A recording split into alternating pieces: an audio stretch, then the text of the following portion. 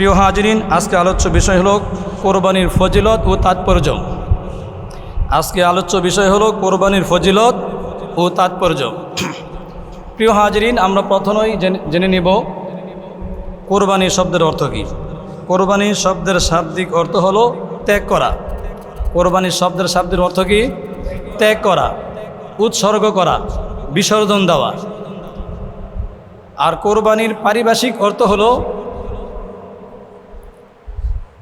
ইসলামী শরীয়তের পরিভাষায় একমাত্র আল্লাহর সন্তুষ্টি ও নৈকট্য লাভের উদ্দেশ্যে নির্দিষ্ট দিনে, নির্দিষ্ট সময়ে, নির্দিষ্ট ব্যক্তির পক্ষ থেকে নির্দিষ্ট পশু জবাই করাকে কোরবানি বলে।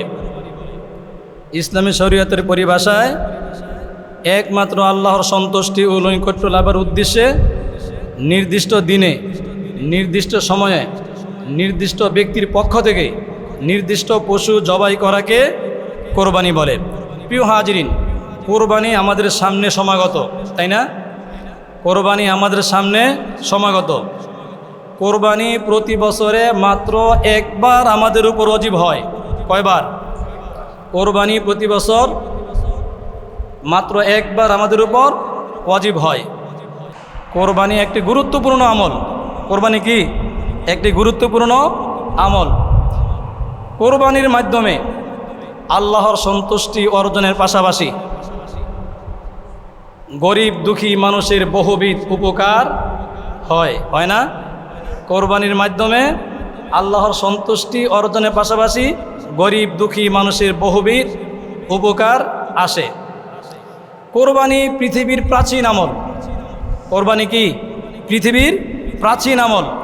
কোরবানির আমল প্রত্যেক নবী রাসূলগণের যুগেই ছিল। কোরবানির আমল প্রত্যেক নবী রাসূলগণের যুগে ছিল।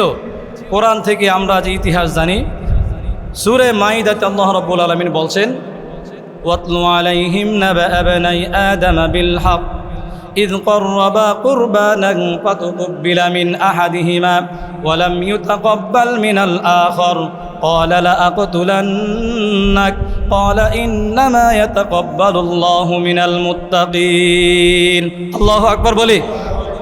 সম্মানিত হাজিরিন, আল্লাহ রাব্বুল আলামিন বললেন, হে নবী, আপনি আদম আলাইহিস সালামের দুই পুত্রের ঘটনা সত্যভাবে বলে দিন। তারা দুইজন যখন আল্লাহর নামে কোরবানি করলেন, একজনের কোরবানি কবুল হয়েছে, আরেকজনের কোরবানি কবুল হয় নাই। যারটা কবুল হয় নাই সে বলল কি?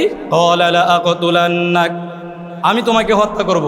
ক্বালা ইন্নামা ইয়াতাকাব্বালুল্লাহু মিনাল মুত্তাকিন।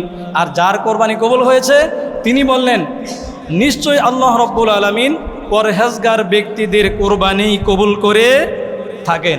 প্রিয় হাজিরিন, তাহলে কোরবানির এই ইতিহাস থেকে, কোরআনে কারিমের এই ইতিহাস থেকে জানা যায় কোরবানি পৃথিবীর প্রাচীন আমল।